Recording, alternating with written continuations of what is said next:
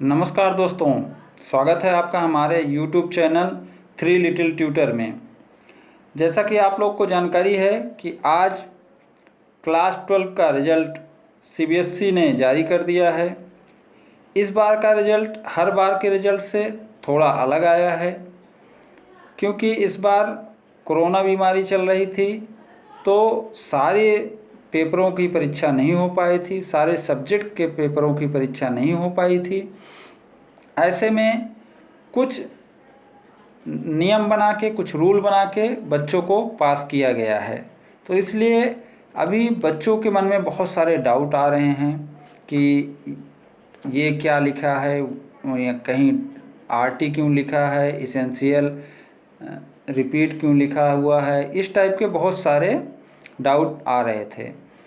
तो अभी इसके पहले हमने एक वीडियो अपलोड किया था, लेकिन उसमें भी बहुत सारे कमेंट आए, इसलिए हमें आज दूसरा वीडियो बनाना पड़ रहा है। तो जैसे आप अपने स्क्रीन पर देख रहे हैं, केंद्रीय माध्यमिक शिक्षा बोर्ड का हिंदी का एक प्रेस नोट दिख रहा है आपको।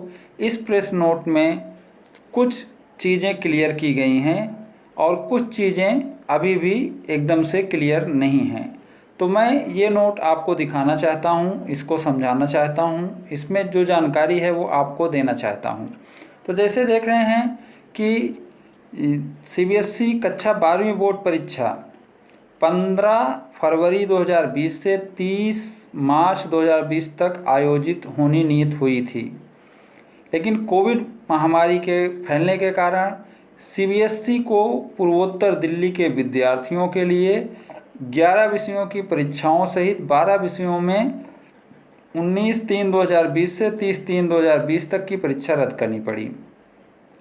ये परीक्षाएं 1 से 15 जुलाई 2020 तक आयोजित करने के लिए पुनः निर्धारित की गई थी। तो इसमें वही बताया जा रहा है कि कोविड-19 के कारण परीक्षाएं रद्द कर दी गई, परीक्षाएं नहीं हो पाई हैं, तो उनके लिए कुछ रूल्स बनाए गए हैं। जिस टाइप की परीक्षाएं हुई हैं, जिस टाइप की नहीं हो पाई हैं, तो आगे देखते हैं कि इन क्या रूल बनाए गए हैं। जैसे आगे इसमें बोला गया है कि अनिश्चितताओं और अप्रत्याशित स्थिति को देखते हुए और विद्यार्थियों के स्वास्थ्य और स्वास्थ्यता को ध्यान में रखते हुए भारत के माननीय उच्चतम न्यायालय ने 26/6/2020 को आदेश पारित किया था, जिसमें निम्नलिखित मानदंडों पर परिणामों की गणना करने के लिए CBSE की आकलन योजना अनुमोदित की गई है। मतलब एक योजना बनाई गई है, जिसमें अब क्या है कि जितनी परीक्षाएं हुई हैं उसी के आधार पर आगे जो परीक्षाएं नहीं हो पाई हैं उस पर भी मार्किंग की जाएगी। आकलन योजना इस तरह से है, जैसे कक्षा 10 और 12 दोनों के विद्यार्थियों के लिए जिन्होंने अपनी सभी परीक्षाएं पूरी कर ली हैं, उनके लिए परिणाम परीक्षाओं में उनके प्रदर्शन के आधार पर घोषित किए जाएंगे। मतलब जो परीक्षा दे दिया है उसका परीक्षा के हिसाब से ही उसका रिजल्ट भी आएगा, जैसे हर साल होता था। इसमें कोई फेरबदल नहीं है। अब B में दिया गया है उन विद्यार्थियों के लिए जो 3 विषयों से अधिक विषयों में की परीक्षा में शामिल हुए, मतलब 3 विषय की परीक्षा दे चुके हैं। अब उसमें क्या है, सर्वश्रेष्ठ 3 प्रदर्शन करने वाले विषयों में प्राप्त किए गए अंकों का औसत उन विषयों में दिया जाएगा जिनकी परीक्षाएं आयोजित नहीं की गई हैं। तो मतलब जैसे 3 विषय की परीक्षा हो गई थी कहीं कहीं, जैसे दिल्ली में केस ज़्यादा बड़ा था तो दिल्ली में तो नहीं हो पाई थी, वहाँ जल्दी रद्द करना पड़ा था परीक्षाएं, लेकिन और देश में और जगह 3 विषयों की परीक्षाएं हो चुकी थी। तो ऐसे में जो बाकी 2 विषय या 3 विषय जिसके बचे थे, तो वो 3 विषय जो परीक्षा दे चुके हैं उनका एवरेज निकाला जाएगा, उनका औसत निकाला जाएगा, उसी औसत के आधार पर उनको इसमें पास घोषित कर दिया जाएगा। अब C में है उन विद्यार्थियों के लिए जो केवल 3 विषयों की परीक्षा में शामिल हुए हैं, सर्वश्रेष्ठ 2 प्रदर्शन करने वाले विषयों में प्राप्त किए गए अंकों का औसत उन विषयों में दिया जाएगा जिनकी परीक्षा आयोजित नहीं की गई है। अब बोल रहे हैं कि मान लीजिए 3 विषय का दिए हैं और उनका प्रदर्शन 2 में बढ़िया है, तीसरे में उतना बढ़िया नहीं है तो 2 के प्रदर्शन के आधार पे ही बाकी में दे दिया जाएगा। मतलब आपको थोड़ा सा ज़्यादा देने का प्रयास है। अगर आपका एक सब्जेक्ट 3 विषय में आपका एक सब्जेक्ट थोड़ा सा गड़बड़ भी हुआ है, अच्छा नहीं गया है पेपर, तो भी वो सब्जेक्ट छोड़ के आपके 2 विषयों के सर्वश्रेष्ठ प्रदर्शन, जो अच्छे विषय आपके हैं, जो सर्वश्रेष्ठ प्रदर्शन है, उसका औसत लिया जाएगा। कक्षा 12वीं के मुख्य रूप से दिल्ली से बहुत कम ऐसे विद्यार्थी हैं जो केवल 1 या 2 विषयों में परीक्षा में शामिल हुए हैं। उनके परिणाम उनकी उपस्थिति के विषयों में प्रदर्शन और आंतरिक प्रैक्टिकल परियोजना आकलन के प्रदर्शन के आधार पर घोषित किए जाएंगे। इन विद्यार्थियों को अपने प्रदर्शन में सुधार करने के लिए सीबीएसई द्वारा आयोजित वैकल्पिक परीक्षाओं में उपस्थित होने की भी अनुमति दी जाएगी यदि वे ऐसा करना चाहते हैं। इन विद्यार्थियों के परिणाम भी अन्य विद्यार्थियों के साथ घोषित किए जाएंगे। अब ये क्या है? अब ये है कि जैसे मान के चलिए कुछ ऐसे बच्चे थे जो 1-2 विषय में ही परीक्षा दे पाए थे। अब उनके 1-2 विषय में परीक्षा दे पाए थे, वो परीक्षा नहीं दे पाए हैं, तो उनको क्या किया गया है? उनको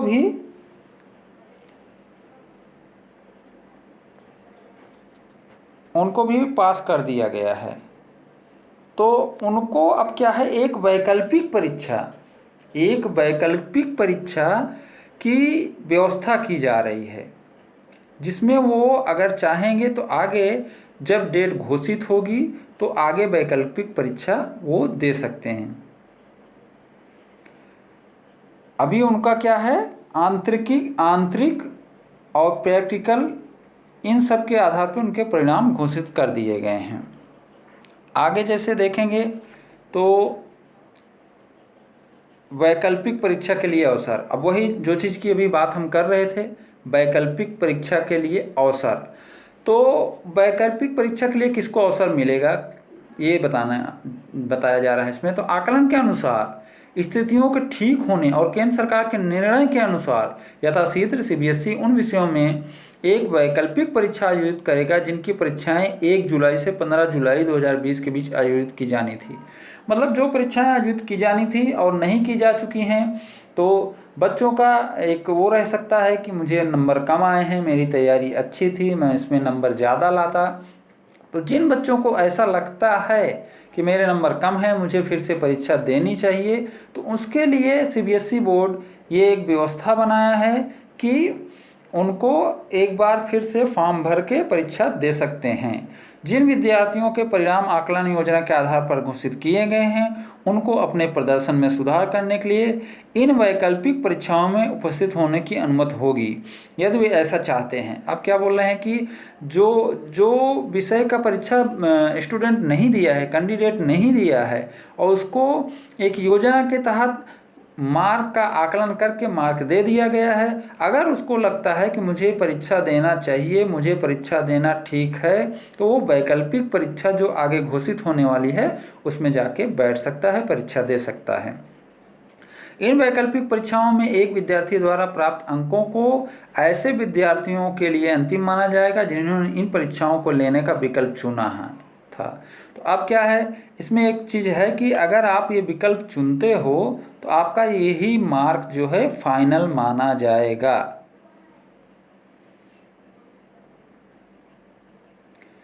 वैकल्पिक परीक्षाओं का संचालन, योग्य विद्यार्थियों से विकल्प लेने की अनुसूची और वैकल्पिक परीक्षाओं की तिथियां आगे भारत सरकार के परामर्श से घोषित की जाएंगी। मतलब सेंट्रल गवर्नमेंट से परामर्श लेकर, राय लेकर फिर उसकी डेट होगी।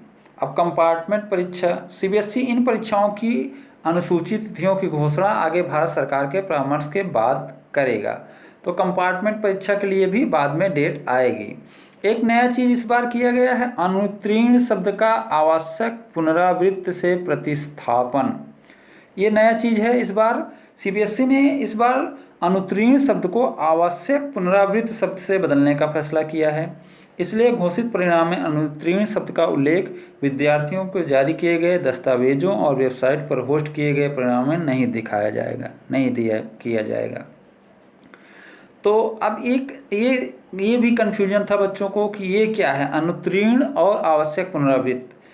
मतलब फेल और इसेंशियल रिपीट, तो दोनों समानार्थी कहे जा सकते हैं, दोनों समानार्थी कहे जा सकते हैं, क्योंकि ये दोनों एक ही टाइप के हैं। लेकिन जिस तरीके से ये शब्द इस्तेमाल किया गया है आवश्यक पुनरावृत्ति, तो ये माना जा सकता है, अभी क्लियर नहीं है लेकिन ये माना जा सकता है कि आगे आपके लिए कोई परीक्षा आयोजित की जाए और आपको इसी साल आपको अवसर दिया जाए और आपको पास कर दिया जाए, लेकिन ये क्लियर नहीं है। आवश्यक पुनरावृत्ति मतलब आपको दोबारा परीक्षा देना पड़ेगा, आपको पुनरावृत्ति करनी है, आपको दोबारा वो चीज़ें करनी हैं। क्या करनी है? परीक्षा देनी है।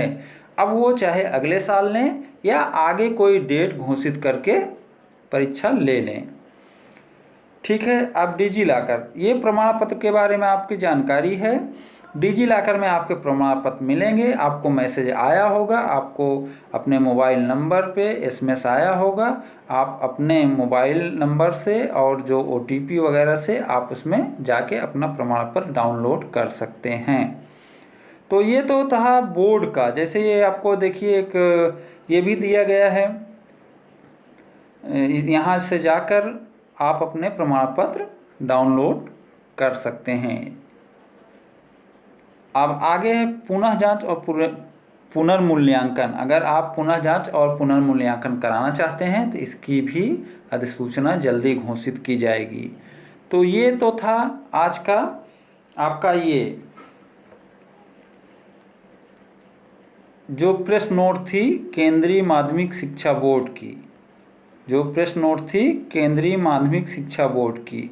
तो अभी हम थोड़ा सा बात करते हैं, जैसे अभी मैं बताया कि बहुत सारे कमेंट आ रहे हैं, बहुत सारे बच्चों का ये आपका डाउट आ रहा है कि परीक्षाओं में क्या क्या शब्द इस्तेमाल हुए हैं। तो जैसे हमने आपको बताया एक पहला शब्द इस्तेमाल हुआ है, नया शब्द एसेंशियल रिपीट, आवश्यक पुनरावृत्ति। तो उसको मैं बता ही दिया हूँ कि दोबारा आपको परीक्षा देना है।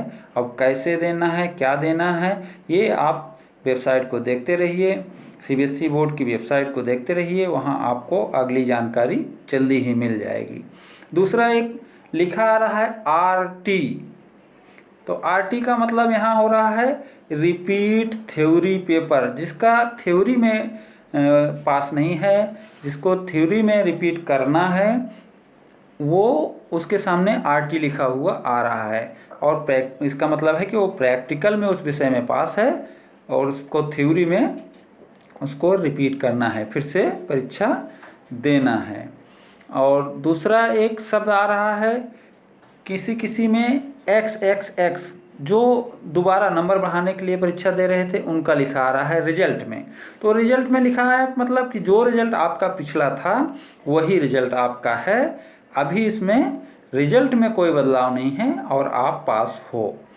और एक कंपार्टमेंट के लिए आ रहा है। तो कंपार्टमेंट में एक डाउट आ रहा है बच्चों को कि कंपार्टमेंट जो एग्ज़ाम है, अगर 5 सब्जेक्ट के साथ कोई दिया है तो वो एक सब्जेक्ट में फेल होने से कंपार्टमेंट दे सकता है। इसी तरीके से अगर किसी ने 6 सब्जेक्ट के साथ दिया है तो वो 2 सब्जेक्ट में कंपार्टमेंट दे सकता है, और उसकी मर्जी नहीं है तो एक में भी देकर वो पास हो सकता है।